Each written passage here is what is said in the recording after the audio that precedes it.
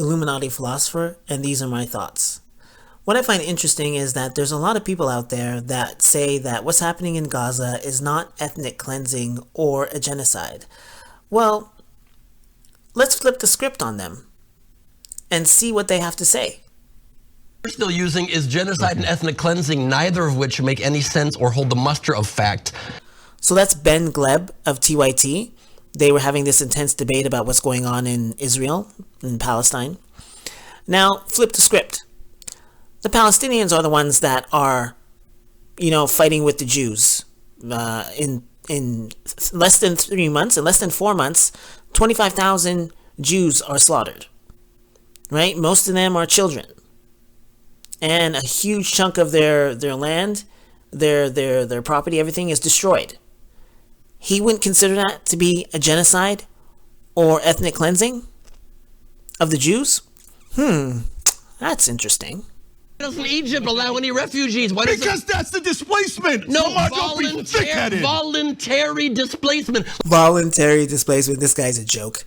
Okay, so again, flip the script. So this was happening to the Jews. The Palestinians are pushing out the Jews. And it's like, well, let the Jews voluntarily leave. Voluntary displacement. Let them leave. He's going to be okay with that? He's going to be okay with that? I don't think so. But yet, because it's the Palestinians, voluntary displacement. Let them leave and stuff like that. But it was happening to Jews. Why should we leave? It's our home. Why should we leave? That's what he's going to be saying. But if it's the Palestinians, nah, they should voluntarily leave. He's such a hypocrite. You then also just make up that they're clearly trying to get the Gazan people into Egypt and displace them, when that is not true. There have been some insane statements from some elements in the Israeli government that are not the official position of the government. We all know that they want to push the Palestinians out. We all know they call it voluntary displacement. Right? So once they go, they're going to say that, well, you voluntarily left, so we don't want you back. And if you come back, you're going to bring Hamas. They're going to come up with some excuse.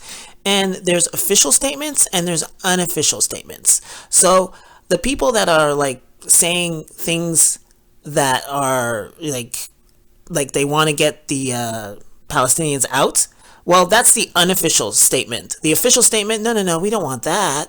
You understand? But unofficially, yeah, that's what they want. And they're blurting out, these officials, they're blurting out the unofficial statements. That's the thing. They want them out. We all know that. What the Palestinians say when we say from the river to the sea, they say it's political. But when it's a Muslim, exactly not genocide. You know they didn't actually do it. When it's Israel, when they're actually doing the genocide, no. From the river to the sea, as they're in the middle of the genocide, you think no big deal, no big deal. That is such an ignorant statement. So Cenk has a huge point here, and I could have swore Hamas changed their charter, but the Israeli talking point is referring to the old charter. Anyway. Now, from 1,200 to 25,000, who is really committing a genocide here? And not to mention that there's hundreds of thousands of Palestinians that are on the verge of starvation and disease. So when you see from the river to the sea, who is really committing the genocide? If it's supposed to be a genocidal statement, but it's no, only if the Palestinians say it's a genocidal statement, but if Israel says it, it's not a genocidal statement. That is bizarre.